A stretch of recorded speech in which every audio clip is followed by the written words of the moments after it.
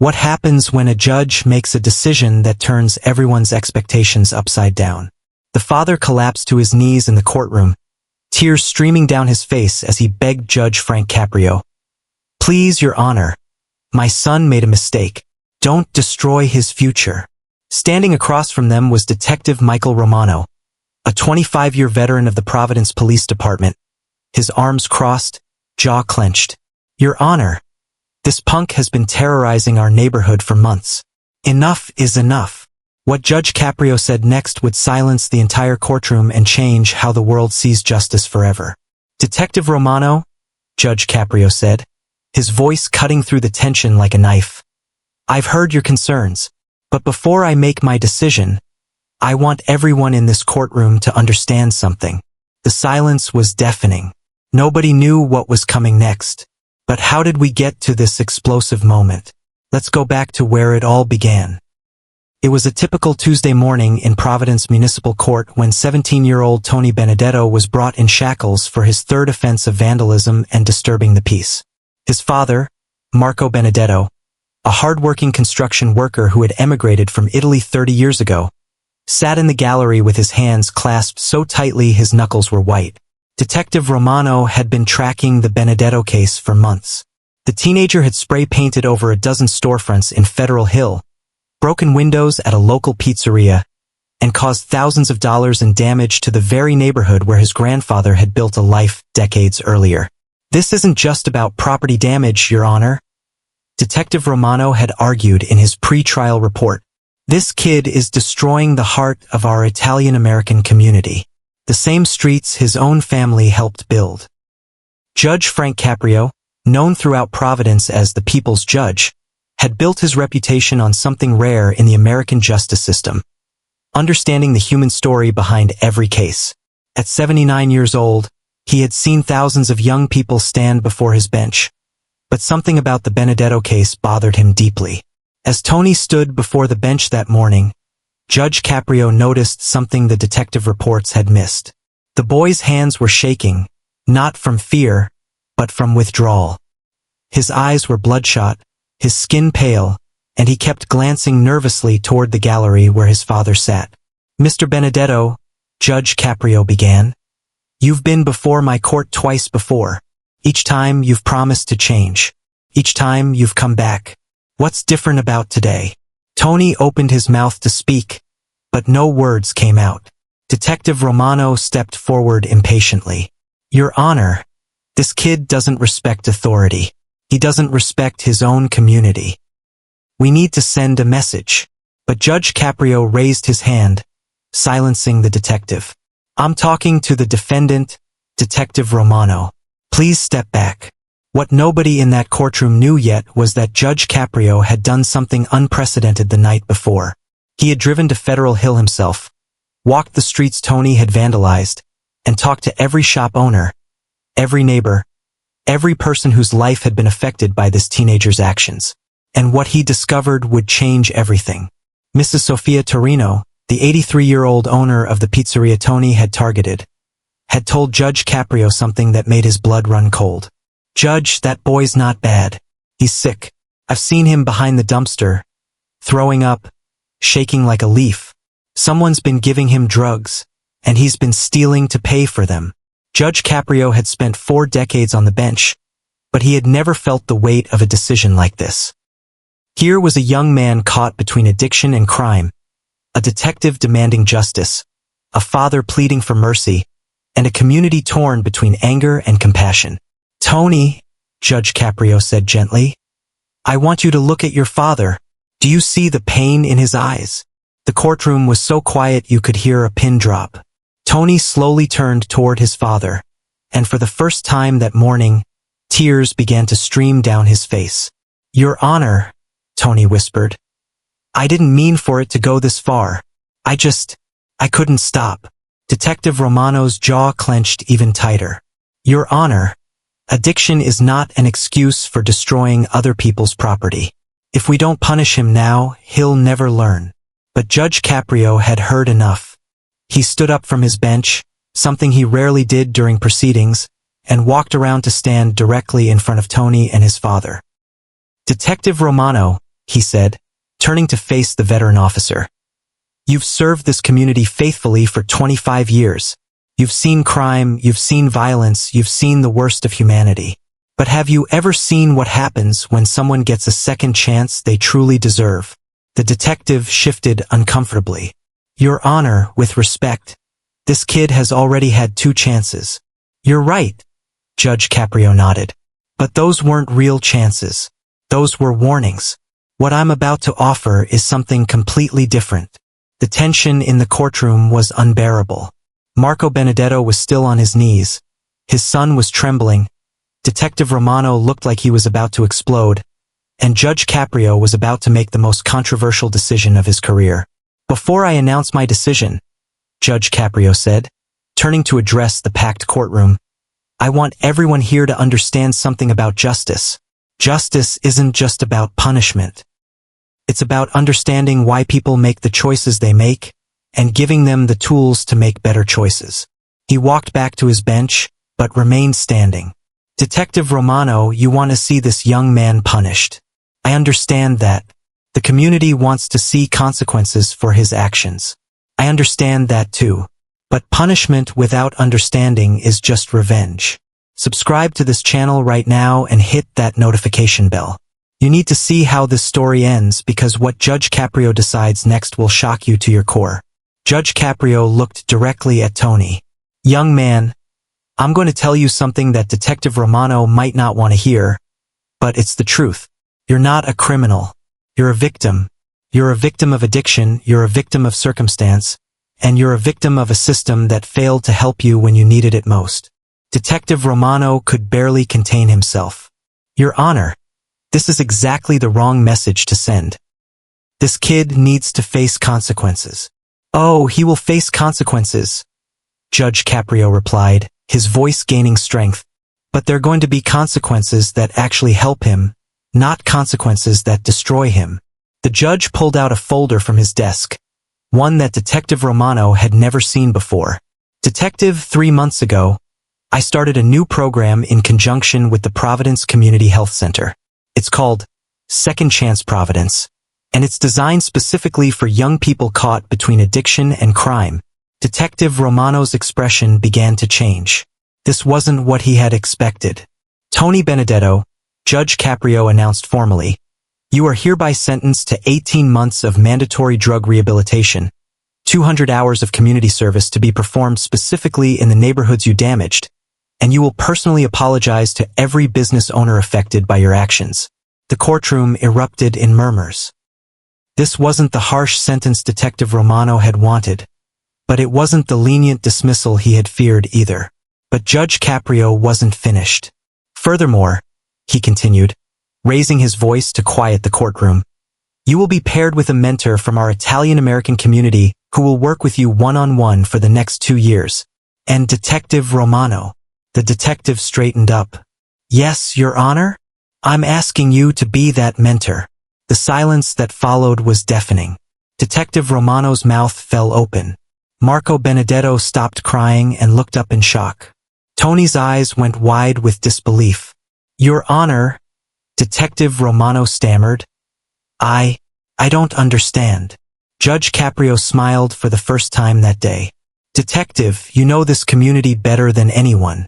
You've seen what happens when young people go down the wrong path. But you've also seen what happens when they're given proper guidance. I can't think of anyone better suited to help Tony turn his life around. What happened next was something nobody in that courtroom had ever seen before. Detective Romano, the man who had been demanding the harshest possible sentence, slowly walked over to where Tony and his father were standing. Kid, he said, extending his hand to Tony. If Judge Caprio thinks you're worth saving, then maybe you are. But I'm warning you right now, I don't do easy. If you're going to work with me, you're going to work hard. Tony, still in shock, reached out and shook the detective's hand. Yes, sir. I promise. Michael Benedetto, who had been on his knees begging for mercy just minutes earlier, stood up and embraced his son. Thank you, Your Honor. Thank you for believing in him. But Judge Caprio had one more surprise in store. Mr. Benedetto, he said, addressing Tony's father, I have one more requirement for your son's rehabilitation. The courtroom held its breath. I want you to help him. Every Saturday for the next 6 months, you and Tony will work together on community service projects. This isn't just about fixing the damage he caused. It's about rebuilding the relationship between father and son.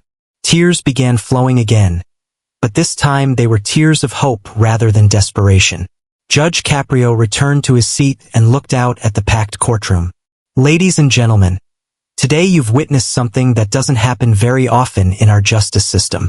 You've seen what happens when we choose understanding over anger, when we choose rehabilitation over revenge, when we choose hope over despair. He turned back to Tony one final time. Young man, I'm giving you something precious. A chance to rewrite your story. Don't waste it. But the story doesn't end there. What nobody knew at the time was that Detective Romano's tough love mentorship would transform not just Tony's life, but the detective's perspective on justice itself. Over the following months, Detective Romano worked with Tony every weekend. They cleaned graffiti, repaired damaged property, and slowly began to understand each other. The detective learned about the pressures that had driven Tony to drugs and crime. Tony learned about the detective's dedication to protecting the community. 6 months later, Tony Benedetto stood before Judge Caprio again, but this time as a graduate of the rehabilitation program. He had been clean for 5 months, had completed all his community service hours, and had been accepted into a community college program for graphic design. Your Honor, Tony said, his voice strong and clear. 6 months ago, I thought my life was over, but you and Detective Romano taught me that mistakes don't define us. How we respond to our mistakes defines us. Detective Romano, standing beside him, had tears in his eyes. Your Honor, I came into this courtroom demanding justice, and you gave me something better. You gave me the chance to be part of the solution. Judge Caprio smiled, the same warm smile that had become his trademark throughout decades on the bench. Gentlemen, you've both learned the most important lesson the justice system can teach. That punishment without compassion is meaningless, but compassion without accountability is worthless. Comment below and tell us what you think about Judge Caprio's decision. Was he right to give Tony a second chance? Subscribe to see more incredible courtroom moments that restore your faith in humanity. The case of Tony Benedetto became legendary in Providence. It was featured in newspapers, discussed in law schools, and studied by criminal justice reformers across the country. But more importantly, it became the foundation for a new approach to juvenile justice that would affect thousands of young lives. Judge Caprio's decision that day proved something that many in the justice system had forgotten. That the goal of justice isn't just to punish wrongdoing, but to prevent future wrongdoing by addressing its root causes.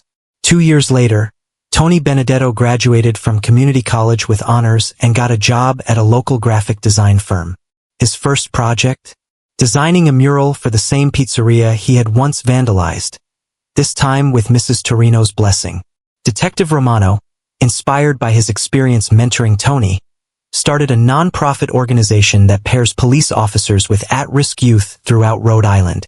The program has successfully rehabilitated over 200 young people and has been adopted by police departments in 12 other states. And Marco Benedetto? He still works construction, but now he spends his evenings volunteering with other parents whose children are struggling with addiction and crime. Judge Caprio didn't just save my son, he often tells other fathers.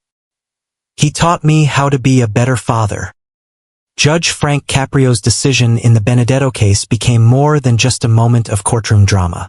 It became a testament to the power of understanding over judgment, of hope over despair, of believing in people's capacity to change rather than condemning them for their mistakes. As Judge Caprio himself said in a later interview, the easiest thing to do when someone makes a mistake is to punish them. The hardest thing to do is to understand why they made that mistake and help them make sure it never happens again. But the hardest thing is usually the right thing. The father who collapsed to his knees begging for mercy that day got something better than what he asked for. He got his son back. Detective Romano, who demanded justice, got something more valuable than punishment. He got the chance to change lives.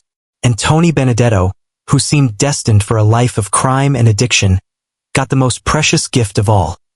A second chance to become the person he was meant to be. That's the power of Judge Frank Caprio's courtroom. That's the power of justice guided by wisdom and compassion.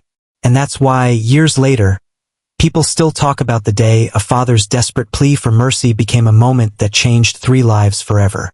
But there's one more chapter to this story that proves Judge Caprio's wisdom extended far beyond that single courtroom decision. What happened 5 years later would validate his controversial choice in a way that even Detective Romano never expected. Tony Benedetto, now 22 years old and a successful graphic designer, was walking through Federal Hill on a winter evening when he witnessed something that would test everything he had learned. A group of teenagers was spray painting the side of a bakery, the same kind of vandalism that had once landed Tony in Judge Caprio's courtroom. Most people would have called the police and walked away. But Tony wasn't most people anymore. "Hey!" he called out to the teenagers. "Stop right there." The teenagers turned around, expecting to see an angry shop owner or a police officer. Instead, they saw a young man not much older than themselves, wearing a designer jacket and carrying himself with quiet confidence. "Who are you, man?" one of the teenagers challenged. "Mind your own business." Tony smiled, remembering his own defiant attitude years earlier. "Actually, this is my business. My name is Tony Benedetto, and 5 years ago, I was exactly where you are right now." He spent the next hour talking to those teenagers, sharing his story, explaining how Judge Caprio's decision had changed his life. But more importantly, he made them an offer. "Look, I'm not going to call the cops, but I want you to come to court with me next week. Not as defendants, but as observers. I want you to meet Judge Caprio and see what real justice looks like." That next week, all 4 teenagers showed up at Providence Municipal Court. Judge Caprio, now in his mid-80s but still sharp as ever, noticed the unusual group in his gallery. "Mr. Benedetto," Judge Caprio said during a recess, "I see you've brought some friends today." Tony stood up with pride.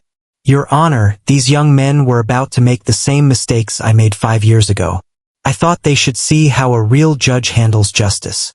Judge Caprio's eyes twinkled with that familiar warmth. "And what did you tell them about our court?"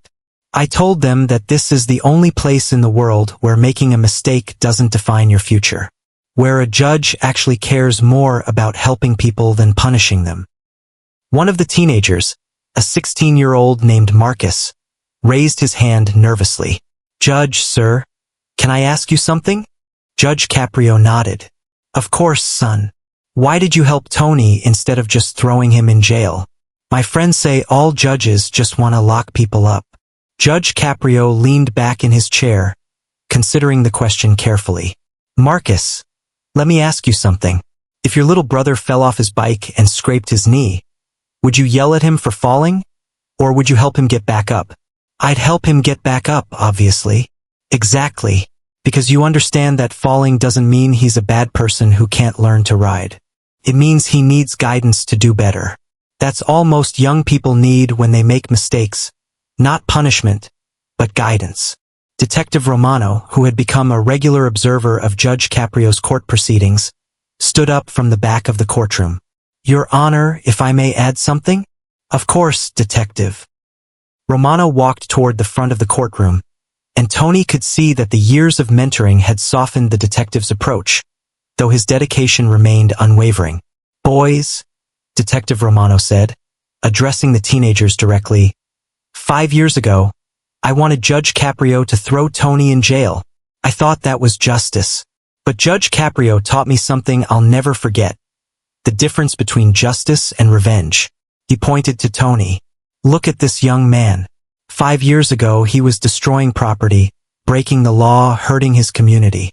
Today, he's a successful business owner who stops other kids from making his mistakes.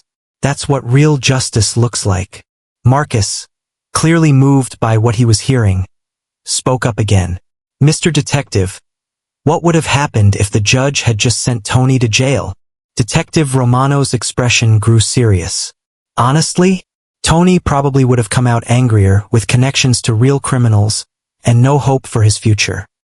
Instead of designing beautiful murals for our community, he'd probably be back in this courtroom as a repeat offender. Judge Caprio stood up from his bench. Gentlemen, what you're witnessing here today is the ripple effect of choosing compassion over condemnation. Tony's second chance didn't just change his life. It created a chain reaction that's now affecting your lives, and someday it will affect the lives of other young people you'll encounter.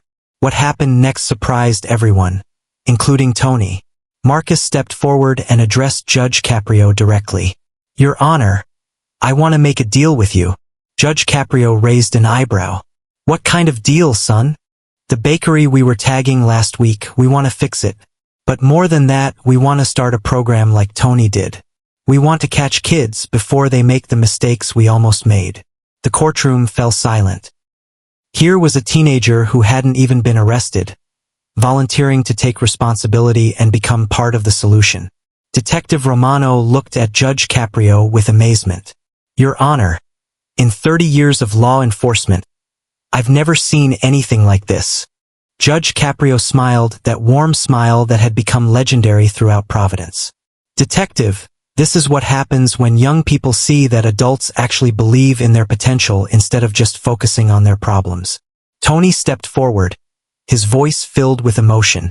Your Honor, 5 years ago my father begged you to give me a chance. Today, I'm asking you to give these young men the same chance you gave me. And what exactly are you proposing, Mr. Benedetto? Let me mentor them the way Detective Romano mentored me. Let them work with me on community art projects. Let them see that their creativity can build up the community instead of tearing it down. Judge Caprio looked around the courtroom at the faces before him. Tony, now a successful young man paying forward his second chance. Detective Romano, transformed from a punitive officer into a compassionate mentor. Marco Benedetto, sitting in the gallery with tears of pride in his eyes, and 4 teenagers who had walked into court as potential criminals and were walking out as community leaders. Mr. Benedetto, Judge Caprio said formally, your proposal is approved. Detective Romano, will you oversee this new mentorship program? It would be my honor, Your Honor. And so, what began as a father's desperate plea for mercy had evolved into something far greater. A movement that would transform how an entire community dealt with young people at risk. The Second Chance Providence program, inspired by Tony's case, would go on to help over 500 teenagers avoid the criminal justice system entirely. Years later, when Judge Caprio finally retired after 5 decades on the bench, the ceremony was held not in a courthouse, but in Federal Hill, surrounded by dozens of young people whose lives had been changed by his philosophy of justice. Tony Benedetto gave the keynote speech, Detective Romano received a Community Service Award, and Marcus, the teenager who had almost vandalized that bakery, introduced Judge Caprio as the man who taught us that mistakes are just opportunities in disguise. That day, a father's plea for mercy became a legacy of hope that continues to this day.